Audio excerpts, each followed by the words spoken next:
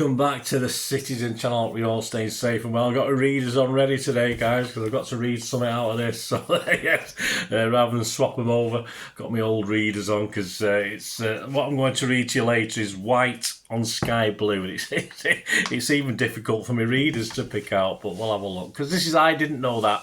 We're looking, of course, at the City versus Forest programme from the FA Cup semi-final, victorious FA Cup semi-final on the 27th of April 2025. So any facts in here on Forest and City that perhaps you didn't know, and Forest and City, although yeah, not a lot of history wise, just a little bit on Stuart Pearce as far as City and Forest are concerned, but we'll have a look through it anyway. As I say, we've got a little Q&A with Ruben Diaz, which I'll just read a little bit of that out as well before we go today. So £5, which is always about right, 68 pages, but it is packed with stuff. There's not meant too many ads, etc. So you do get quite a good thing. Most of it's the sort of routine stuff you'd expect in a programme, you know, of what they're going to do. But there's some okay history stuff we can have a quick chat about, and stuff about players I didn't know, or you might know, or I didn't know anyway, or I did know, you might not, to chat, which we'll talk about. So a nice cover. I like the cover. That's quite impressive. Of course, that old sort of cartoony style, which has become really popular. It may get into my top 10 covers of the season, away covers or neutrals covers. We'll see.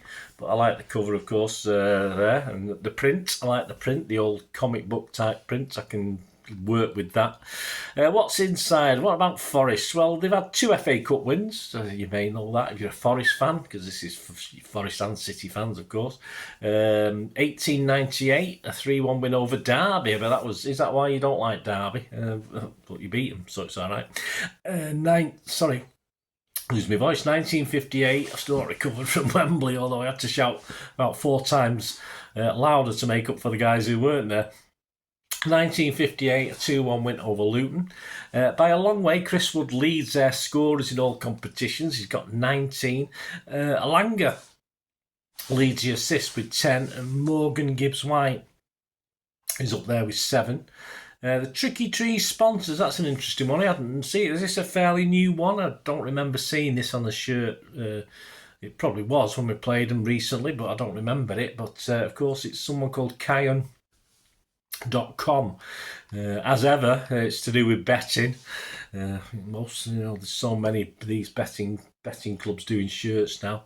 It's a sports, entertainment and betting platform with a focus on the Asian market, particularly China. It's also partnerships with Chelsea and Real Madrid. The company's app provides an immersive online and offline interactive experience. I'm sure it does. Sourcing games from over 30 sports worldwide. It's probably just the same crap you get from other people. Midfielder Elliot Anderson has KDB as his favourite player. Good judge of character. Matt Sels, of course, the Belgian keeper, is one reason why Forest are having a good season. Prior to this game, he's got 13 Premier League clean sheets and he's sat well for this season's Golden Glove, of course. He's 1 clean sheet ahead of Raya of Arsenal, and he was key in 3 consecutive penalty shootout wins in the FA Cup. Apparently, now, I assume most clubs do this, but I have doubts whether City do it. I wish they would. Even my basic knowledge of goalkeeping and penalty takers, I think I could do a better job than who's actually advising Ortega and Edison at the moment. But they do spend hours analysing other teams' penalty takers. As I said, I'm sure other clubs do it. It's important. But as I say, having watched City struggle against penalties, I'm not sure we do. But this guy's got a pretty good record. He's not saving loads of penalties when it comes to a penalty shootout. He's making 1 or 2 good saves, which allows him to sort of win the game. So I think Forest in modern history have done incredibly well, actually, in shootouts, going back in time a little bit in penalty shootouts, and they've won quite a lot of games doing that and concentrating on it. I think other clubs like us, please, could take a leaf out of their tree, if you like, or a leaf out of their book. As I said about Forest and us, a left foot in both camps features, of course, Stuart Pearce. Well, hasn't been overly nice about City, has he, in recent years? But, of course, he played and managed both clubs.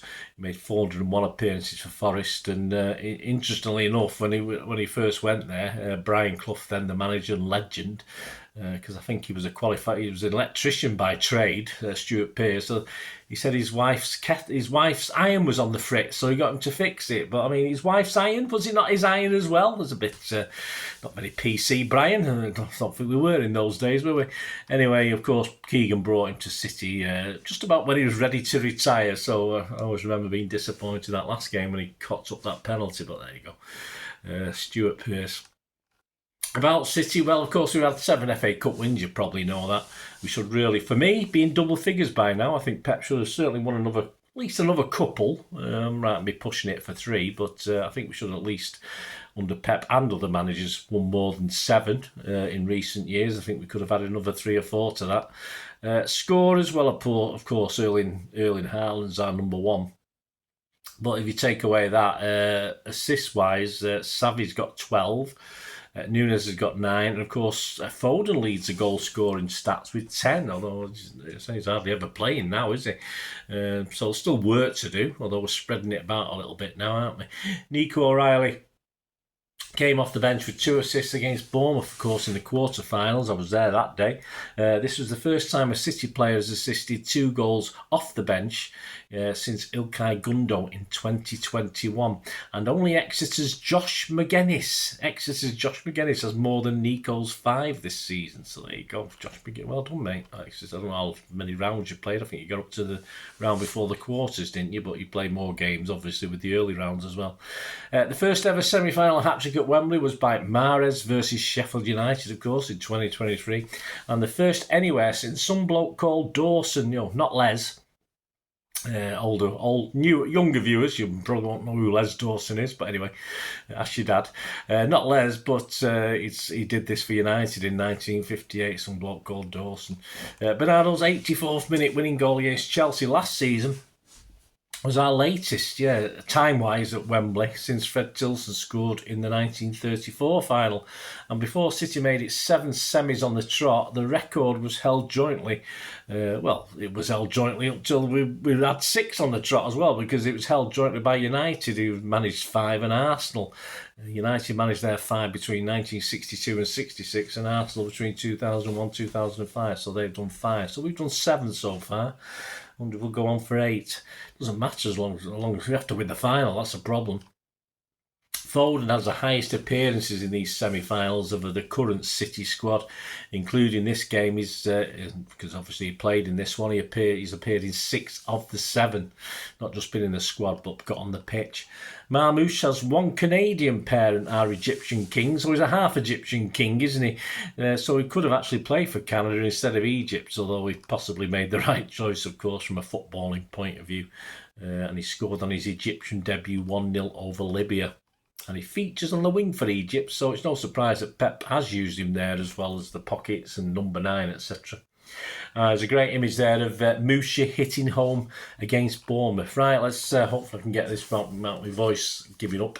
Little Q&A with Ruben Diaz. Let's just have a quick 3 or 4 minutes on this. Ruben, that's now 7 semi-finals in a row in this competition for City, an impressive achievement. He said, we're proud of this because we know how hard it is. It's always a special day when our fans come to Wembley. Some of them, stadium to support us, and we're excited to play it again, but we have a job to do, and we're looking forward to the challenge ahead. I said it was all superlatives, but there might be 1 or 2 little nuggets in here. He was asked, you've said how much it means to be involved in these games, in this competition. What does the Emirates FA Cup mean to you? He says, we all know how prestigious this cup is, and we all want to win it. You can see that from the previous years where we have fought for success in this competition. We know that every round is a final, and we have to give everything to win this trophy. We'll do the same today, knowing our fans will be right behind us. Yes, some of us. Yes. You must have some happy memories from this competition and from Wembley Stadium, he was asked. He said, of course, when you win this in a competition at Wembley, it's a special feeling. You've already experienced that once this season when we beat United in the Community Shield, and now more fans for that one. Now we get the opportunity to create more history here. Last year was a difficult afternoon for us in the FA Cup final. Not as difficult it was for us, but the season before, when we won the treble, was a day that will stay with me forever. Celebrating with our fans in the sunshine is a very special stadium.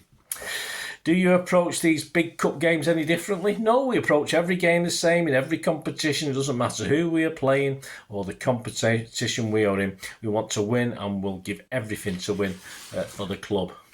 Didn't say I'm for the fans then, so there you go, a bit of a shock. What have the new signings brought to the team so far?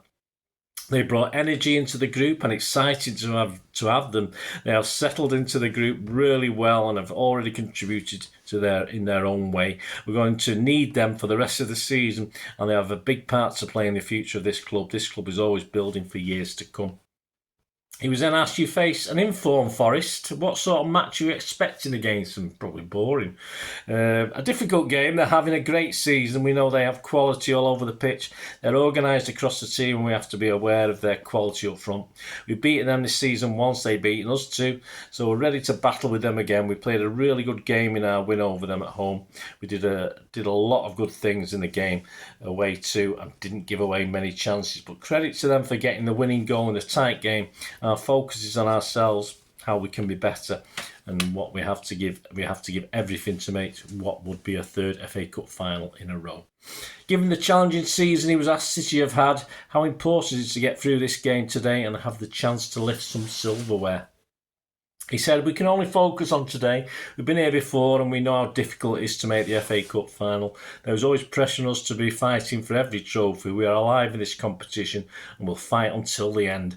The success we have enjoyed over recent seasons has set our standards so high. Whatever there is the possibility to win a trophy, we will fight for it, and this is no different. I think we'll just call this was the last question now on this one, guys. Do you think your experience of big games will be advantage over Forest? We've been in this moment before. We know what it takes to win the competition and we have to use that experience to help us. But it doesn't change anything. We have to prove ourselves every season, every game that we play. Every round of the FA Cup is a final. That is our mindset. We've focused on Nottingham Forest and now we can show our qualities. Yeah, you probably did, Ruben. You had a good game, mate. There you go. That's the programme. You can get it from... Well, where did you get this from? I got it from the ground. God. I was tired the other night. We got delayed coming back from the match. So we can get it from the ground. It's a bit late now. Been and gone. Reach Sport might have it. Check Reach Sport. Obviously, check the internet for copies. And the FA, you probably get it from the FA as well. So it's only a £5 plus postage now, of course. So there you go, guys. Hope you enjoyed that. Let us know your thoughts. Let us know your memories. Were you there? Any specific memories from the game? Let us know. That'd be fantastic. And of course, as you know, I sort of always after any help you can give me support-wise. Of course, if you like what I try and do on the channel, I find it very hard to believe any other City contributor or any other City vlogger works as hard off screen as well as on screen as much as I do, to be honest with you. But if you can give us any help going forward to help make the channel even better, that would be wonderful. And all I ever ask is you to know how to do that is to keep watching and listening. Well, I hope you enjoyed the feature, and if you can support me through the subscription, if you can subscribe, guys, that'd be wonderful if you've not already done so. We do actually have memberships at the moment, just 99p a month, so you get access to all my City stuff, including all the history vlogs, dozens and dozens not been published yet that you get immediate access to, and every time I do a edit and do a vlog, you get immediate access to it as well. So you can have a copy of scripts as well if you want any hard copy of the sort of things I do on matches and teams and managers and players, etc, etc. So if you can join the membership, that'd be wonderful. We do fine. And if you want to support the channel just by watching the ads, that helps. Watch the ads, let them play through while you just have to check your phone or something, let it play out. And of course, if you follow any of the links, that always works as well. If you follow a link to one of the ads and you fancy something, I've done it myself. I've followed a link and actually purchased something from another organisation. But it can happen. It can happen. Not all ads are stuff you're not interested in. And of course, if you can give us a like, guys, that'd be absolutely fantastic. All likes are much appreciated. Anyway, thanks for watching. Until the next time, of course, I only ever ask one thing, don't I? Please, I ask you all to stay safe, especially you Blues. Until the next time, come on, City. Bye for now.